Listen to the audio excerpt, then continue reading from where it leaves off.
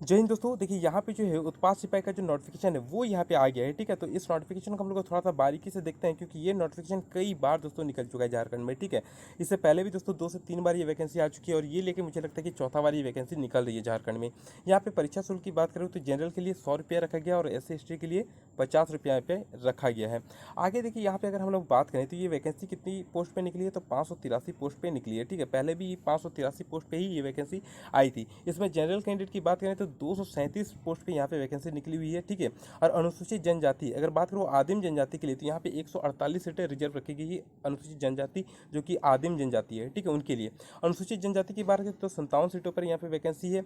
OBC 1 की बात करें तो 50 सीटों पे है। OBC 2 की बात करें तो 32 सीटों पे है। और यहाँ पे अगर बात करूँ EWS की तो यहाँ पे 59 सीटें हैं। ठीक है, तो कुल मिलाकर बात करें तो 563 सीटों पर यहाँ पे वैकेंसी आई हुई है। ठीक है, चलिए आगे अगर बात करते हैं, आप देखिए यहाँ पे तो महिलाओं के लिए कितनी सीटें हैं दोस्तों, तो 30 सीटें यहाँ पे महिलाओं के लिए भी है। ठीक है, और खेलकूद कोटा से कितनी सीटें हैं, तो 12 सीटें खेलकूद कोटा से यहाँ पे रखी गई है। आगे देखते हैं इस वैकेंसी में और क्या क्या चीज़ें महत्वपूर्ण रहने वाली है। ठीक है, चलिए आगे बढ़ते। देखिए सबसे पहले यहाँ पे देखिए कि उत्पाद सिपाही जो आप लोग भरने जा रहे हैं उसमें पे स्केल कितना है दोस्तों, ये लेवल 2 का रहने वाला है। ठीक है, ये वैकेंसी जिसमें 19,900 से लेकर 63,200 तक का आपका वेतन रहने वाला है। आगे अगर बात करें, देखिए सबसे बड़ी चेंजेस यहाँ पे देखने को मिल रही है, जहाँ पे ये कहा गया कि भारत के अंदर मान्यता प्राप्त शैक्षणिक संस्थान से मैट्रिक पास होना आपका अनिवार्य है। यानी कि ये एक चीज़ देखिए कि भारत का कोई भी कैंडिडेट अब इस वैकेंसी को भर सकता है। ठीक है, अगर उन्होंने मैट्रिक पास कहीं से भी किया है तो वो यहाँ पे फॉर्म को अप्लाई कर सकते हैं। देख सकते हैं आप लोग ये कितनी बड़ी दोस्तों यहाँ पे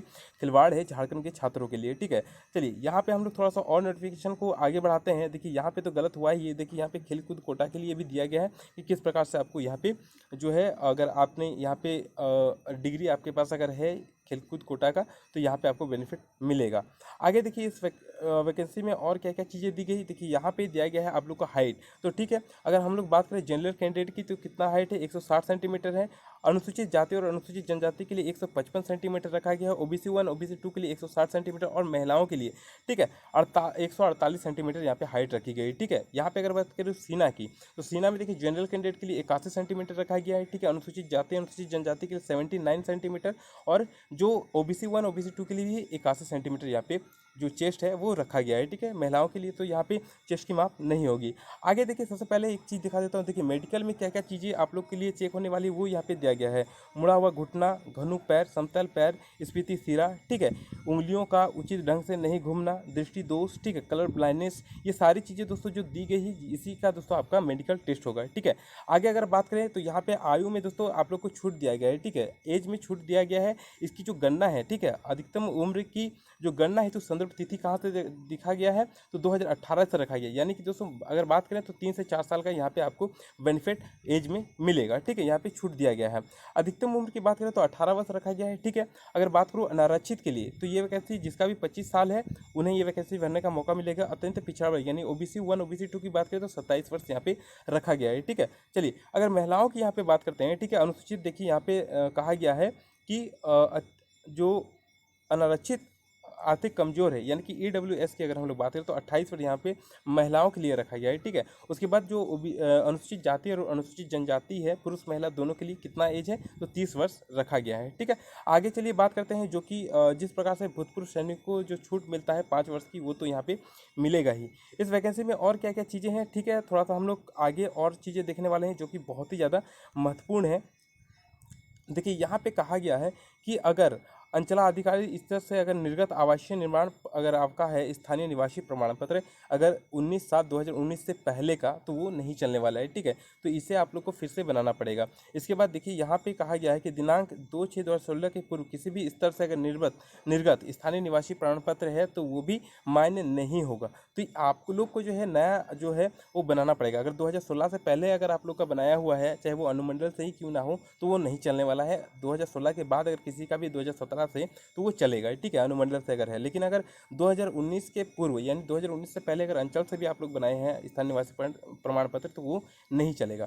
आगे देखिए इसमें और जो इंपॉर्टेंट है जाति प्रमाण पत्र के बारे में, देखिए क्या कहा गया कि वो कौन सा स्तर का होना चाहिए, अनुमंडल पदाधिकारी के स्तर से होना चाहिए। ठीक है, या फिर अनुमंडल के उपायुक्त का यहाँ पे सिग्नेचर होना चाहिए, ठीक है, जो जाति प्रमाण पत्र होगा उसमें, ठीक है। और इसमें भी देखिए एक चीज़ कहा दिया है कि अगर आपका जो जाति प्रमाण पत्र है, ठीक है, वो 2019 के पूर्व अंचल अधिकारी स्तर से निर्गत अगर है तो वो भी यहाँ पे मान्य नहीं होगा, ठीक है। तो इन सब चीज़ों को ध्यान दीजिएगा। आगे यहाँ पे थोड़ा सा हम लोग जो पैटर्न है, ठीक है, वो देख लेते हैं कि किस प्रकार से आप लोग का जो ये एग्ज़ाम होगा किस प्रकार से रनिंग रहने वाली है, वो सभी चीज़ें चलिए देख लेते हैं इस वैकेंसी में और क्या चीज़ें है। देखिए यहाँ पे देखिए आवेदन को आप लोग संशोधित भी कर सकते हैं। जब भी अगर आप लोग आवेदन भरिएगा तो यहाँ पे 2 दिन का आप लोग को यहाँ पे समय दिया जाएगा। 6 तारीख से अगर कुछ भी गलती होता है फॉर्म को भरने में तो आप लोग को यहाँ पे आप लोग सुधार सकते हैं उस चीज़ को, ठीक है। चलिए आगे हम लोग बात करते हैं। देखिए यहाँ पे एक चीज़ कहा गया है कि रजिस्ट्रेशन करने एवं सूचना दर्ज कराने के दिनांक 1/6, ठीक है, 1/6 से ये जो फॉर्म है वो अप्लाई होना शुरू हो जाएगा और कब तक चलेगा, 30/6 तक चलने वाला है, ठीक है। तो काफ़ी 1 महीने का आपको मौका मिल रहा है इस फॉर्म को भरने के लिए, ठीक है। चलिए परीक्षा शुल्क के लिए भी यहाँ पे दिया गया है कि 2/7 तक आप लोग मध्य रात्रि को अपना जो परीक्षा शुल्क है वो भुगतान कर सकते हैं, ठीक है। और हस्ताक्षर और फोटो वगैरह अपलोड कर सकते हैं कब तक, तो 4/7 तक आप लोग अपलोड कर सकते हैं, ठीक है। चलिए यहाँ पे थोड़ा सा परीक्षा का स्वरूप पे देख लेते हैं क्या क्या होने वाला है। देखिए सबसे पहले क्या होगा, शारीरिक दक्षता परीक्षा जिसमें 10 किलोमीटर की रनिंग रहने वाली, उसके बाद लिखित परीक्षा, उसके बाद चिकित्सीय जांच यानी कि मेडिकल, ठीक है। 3 चरणों में दोस्तों यहाँ पे आपका चयन होने वाला है। आगे बढ़ते हैं थोड़ा सा। देखिए शारीरिक दक्षता परीक्षण जो होगा उसमें आप लोग से देखिए यहाँ पे जो भी चीज़ें हैं वो यहाँ पे लिया जाएगा, ठीक है। लिखित परीक्षा है, उसके बाद आगे दोस्तों यहाँ पे बताए देखिए जो लिखित परीक्षा दोस्तों होगा उसमें नॉर्मलाइजेशन सिस्टम लागू किया गया है। तो नॉर्मलाइजेशन के आधार पे ही दोस्तों आप लोग का रिजल्ट निकलेगा, ठीक है। तो इसमें घबराने वाली बात नहीं। इसके बाद देखिए चिकित्सीय मेडिकल जांच होगा आप लोग का, एपेक्स मेडिकल बोर्ड बैठेगा, ठीक है, वही आपका चिकित्सीय जांच लेगा। सारी चीज़ें हो जाएंगी, ठीक है। आपका शारीरिक दक्षता परीक्षा, उसके बाद आपका एग्जाम, उसके बाद मेडिकल हो जाएगा और उसके बाद जो है आपका मेरिट यहाँ पे निकाला जाएगा। आगे देखिए लिखित परीक्षा में आप लोग से क्या क्या पूछा जाएगा। तो लिखित परीक्षा में आप लोग से पूछा जाएगा हिंदी भाषा से 80 प्रश्न रहने वाले हैं और अंग्रेजी भाषा से 40 प्रश्न। हम लोग जो तो अब जो है हम लोग का कल से ही देखिएगा कि हिंदी का जो कोर्स है हिंदी पूरा दोस्तों अपलोड करने वाले हैं। तो घबराने वाली बात नहीं है, हिंदी का पूरा कोर्स दोस्तों आप लोग को देने वाले हैं, ठीक है। चलिए आगे बढ़ते हैं। देखिए यहाँ पे टोटल 120 प्रश्न रहने वाले जो पहला पेपर रहेगा, पहले ही इस चीज़ को मैंने क्लियर कर दिया था, ठीक है। अगर दूसरी क्षेत्रीय भाषा की बात करें तो देखिए इसमें जो है अब हिंदी फिर से शामिल कर लिया गया है, ठीक है।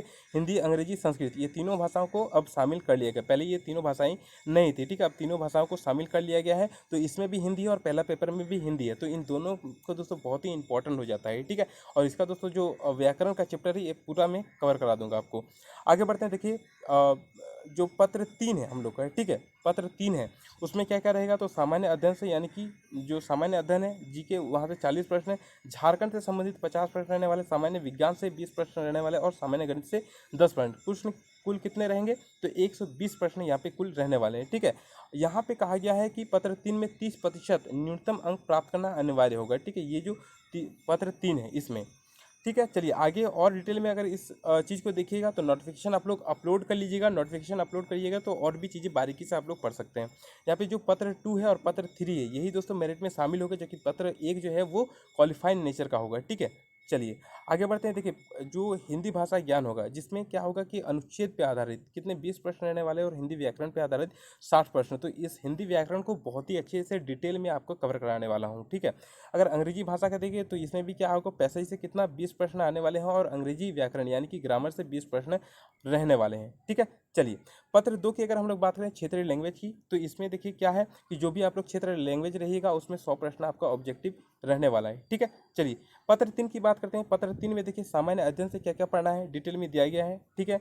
सामान्य झारखंड जीके से क्या क्या पढ़ना है यहाँ पे दिया गया है और सामान्य विज्ञान से क्या क्या पढ़ना है यहाँ पे दिया गया है। आप लोग जो है वीडियो को पॉज करके भी देख सकते हैं या फिर नोटिफिकेशन को अपलोड कर सकते हैं, ठीक है। जेएसएससी की ऑफिशियल जो वेबसाइट है jssc.nic.in वहाँ पे जाके इसे अपलोड कर सकते हैं। देखिए शारीरिक दक्षता परीक्षा जो आप लोग से लिया जाएगा, ठीक है, जिसमें क्या है दोस्तों कि पुरुषों के लिए 10 किलोमीटर की रनिंग कितना है 60 मिनट में। ऑल जितनी अधिक हो सकते हैं दोस्तों इसमें मैं वीडियो बनाऊंगा और आपकी छोटी छोटी प्रॉब्लम को सॉल्व करूंगा। घबराने वाली कोई बात नहीं, कल से हम लोग का वीडियो आना शुरू हो जाएगा, ठीक है।